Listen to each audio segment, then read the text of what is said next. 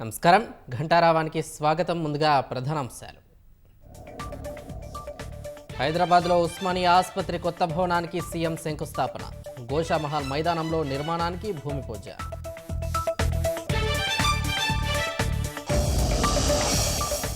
ఏడాదిలోనే కాంగ్రెస్ సర్కార్పై వ్యతిరేకత వచ్చిందన్న కేసీఆర్.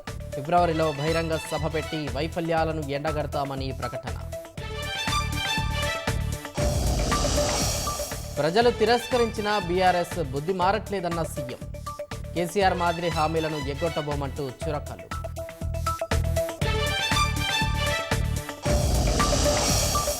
అర్హులందరికీ రైతు భరోసా డబ్బులు జమ చేయాల్సిందేనన్న బీజేపీ. ఎన్నికల కోడ్ పేరిట ఆపితే సహించేది లేదన్న బండి సంజయ్. పార్టీ మారిన ఎమ్మెల్యేల అనర్హత వ్యవహారంపై సుప్రీంకోర్టులో విచారణ. ఎంత సమయం కావాలో స్పీకర్ను కనుక్కొని చెప్పాలన్న ధర్మాసనం. దేశాభివృద్ధికి 3 రెట్ల వేగంతో పనిచేస్తున్నామన్న రాష్ట్రపతి. ఏఐ రంగంలో భారత్ను ఆవిష్కరణల కేంద్రంగా మారుస్తామని వెల్లడి.